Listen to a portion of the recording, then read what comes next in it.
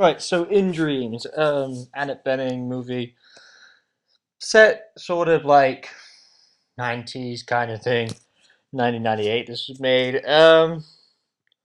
It's all right. I think there's something really interesting at the beginning, and I like the Snow White references, like the red apple, and obviously the girl being taken away, and then the whole thing about the thing of death kind of thing. And I like that they obviously reference that, and obviously there's the play, and they reference that well, but pretty soon after that, it just goes off, and it just, I don't know, there's just something about it that just doesn't work.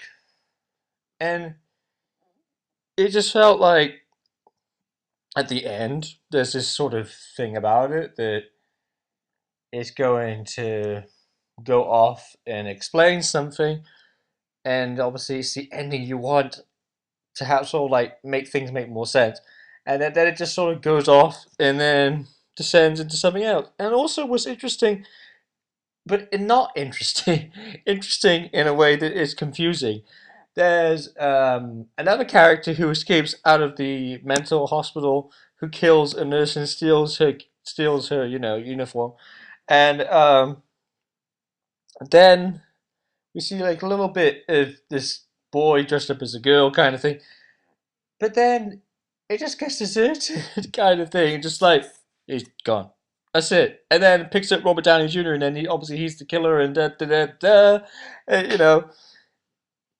And that was just wrong. I mean, like, so like this one little story sort of adds into it, and then they just completely forget about it. And it's just what?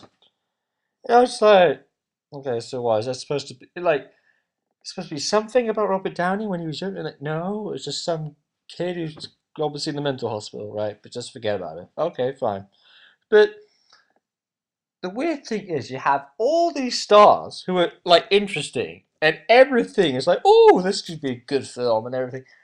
But no, not really. I mean, it's kind of like, ironically, something sunk at the bottom of the ocean. Because obviously the film opens with this opening sequence of stuff in the ocean kind of going down and but I don't know. It's just it's bizarre. And another thing that's bizarre is that um, Annette Bening, of all things, is a fantastic actress, and I love her work.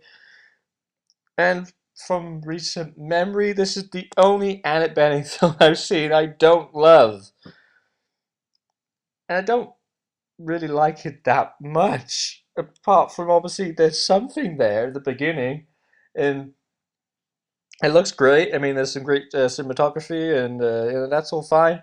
But in terms of a great movie, I think it's missing. I think it's a bit like, well, I think Noah's slightly a little bit better, but it's a bit like the problem I had with Noah recently. The whole thing of that you're expecting this great film because obviously it's Darren Aronofsky, and obviously that's probably not the same thing here, but it's kind of similar thing in a little bit. The Annette Bening. It's not a director thing, but actor thing.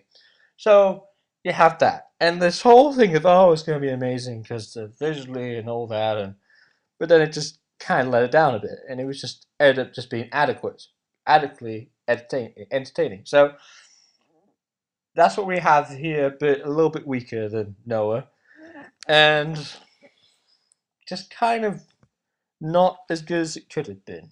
And it's definitely saying something for Annette Bening, and obviously with the Noah thing, Logan Lerman, who I'm a massive fan of and love to pieces, just like Annette Bening. And that was probably his worst movie, and probably Percy Jackson probably. Sorry, Peter Jackson.